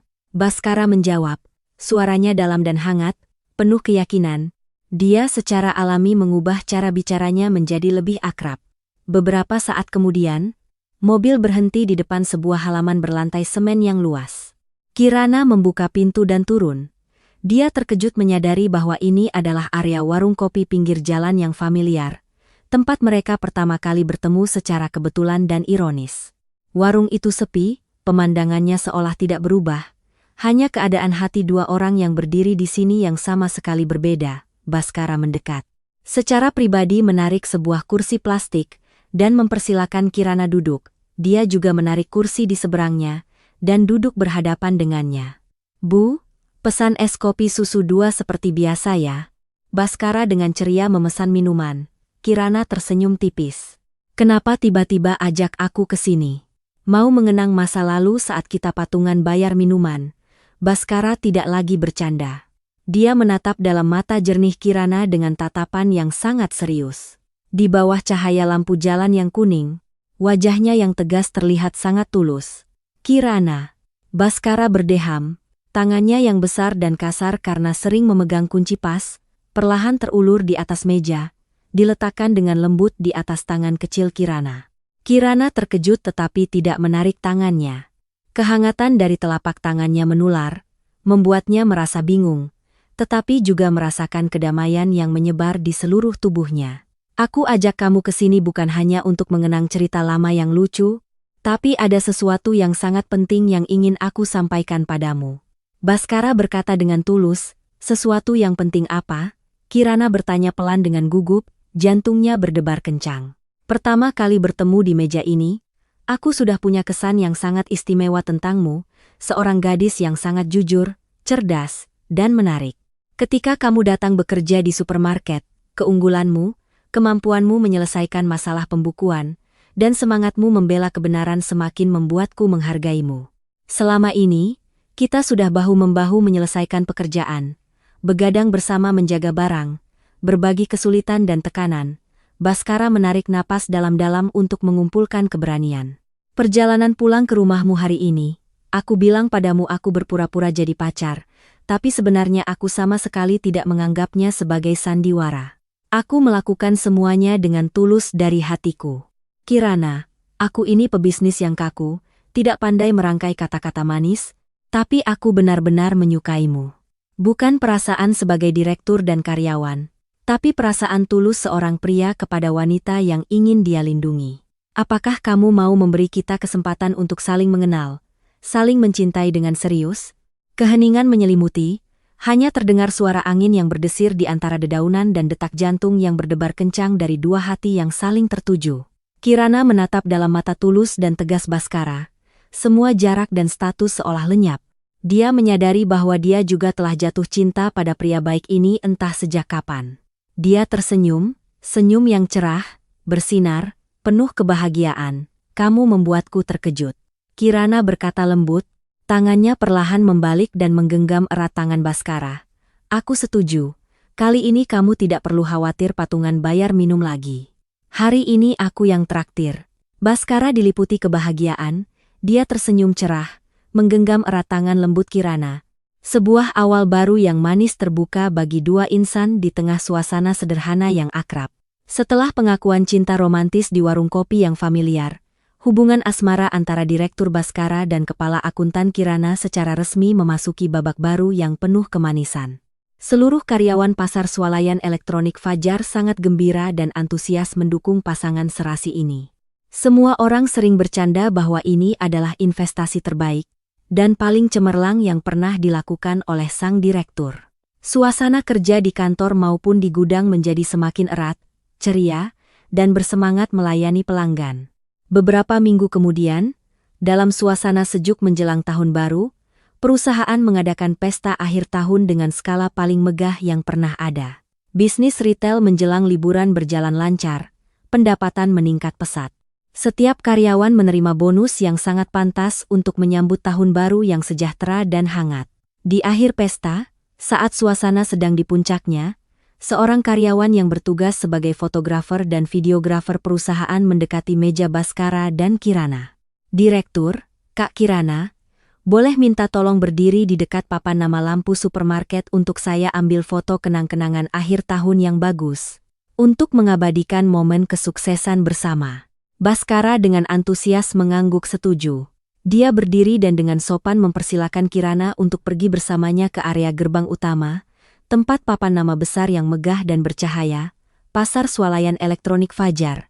Berbeda dengan pasangan kaya raya yang sering memilih pakaian mewah, setelan jas, atau gaun malam mahal untuk foto kenang-kenangan, Baskara dan Kirana memiliki ide yang sangat istimewa dan unik. Mereka meminta izin fotografer beberapa menit untuk pergi ke ruang ganti karyawan. Ketika mereka keluar, semua orang yang hadir tertawa dan bertepuk tangan meriah melihat kelucuan dan kegemasan kedua bos besar mereka. Baskara kembali mengenakan kaos seragam pengiriman barang yang sudah usang dan kotor, lengkap dengan celana kerja yang longgar. Kirana mengenakan daster kain dengan motif bunga pukul 10 yang mencolok, rambutnya disanggul rapi. Di kaki keduanya ada sepasang sandal jepit kuning yang sangat merakyat. Mereka sengaja menciptakan kembali persis pakaian pada hari pertama mereka bertemu secara tidak sengaja di kencan buta. Berdiri lebih dekat ya. 1, 2, 3 senyum yang lebar. Fotografer berteriak, menekan tombol kamera untuk mengabadikan momen yang luar biasa. Dalam bingkai foto, Baskara berdiri di samping Kirana dengan senyum cerah, memperlihatkan pesona pria yang telah berjuang dari bawah. Kirana bersandar di bahu kokoh Baskara, senyumnya ceria, alami, dan penuh kebahagiaan. Di belakang mereka ada papan nama supermarket yang megah dan bersinar terang. Tempat di mana cinta mereka mulai bersemi dari kesalahpahaman, ironi, dari kesulitan dan tantangan dalam pekerjaan, dan yang terpenting, dari hal-hal yang paling sederhana dan tulus. Foto kenangan itu tidak memiliki kemewahan, tidak ada pakaian mahal bermerek, itu hanya mengabadikan citra dua insan sederhana, sebuah perasaan tulus yang tumbuh di tengah hiruk-pikuk ruang kerja. Foto itu dicetak dalam ukuran besar, dibingkai dengan kayu elegan, dan digantung tepat di ruang kerja utama. Itu menjadi bukti hidup, mengingatkan semua orang bahwa perasaan tulus tidak memerlukan formalitas yang rumit atau topeng pamer. Ia hanya membutuhkan pemahaman, kebersamaan, dan saling menghargai dalam segala situasi. Kisah cinta di dunia bisnis berakhir dengan kebahagiaan, membuka masa depan yang sangat bahagia bagi keduanya dan perkembangan gemilang bagi jaringan pasar swalayan elektronik Fajar. Menutup kisah cinta yang menarik dari Baskara dan Kirana, mungkin di dalam hati kita masing-masing tersisa perasaan yang ringan dan hangat. Mungkin melalui cerita ini, kita menyadari bahwa penampilan luar yang gemerlap tidak pernah mencerminkan kepribadian dan nilai sejati seseorang. Seorang pria yang muncul dengan penampilan berantakan dan kotor, ternyata memiliki jiwa seorang direktur hebat yang penuh pengertian. Dan seorang gadis yang mengenakan daster lusuh, ternyata memiliki otak yang tajam, dan keteguhan seorang manajer wanita yang berbakat. Hidup ini selalu penuh dengan kejutan dan mungkin ketulusan. Untuk hidup menjadi diri sendiri selalu menjadi kunci universal untuk membuka kebahagiaan.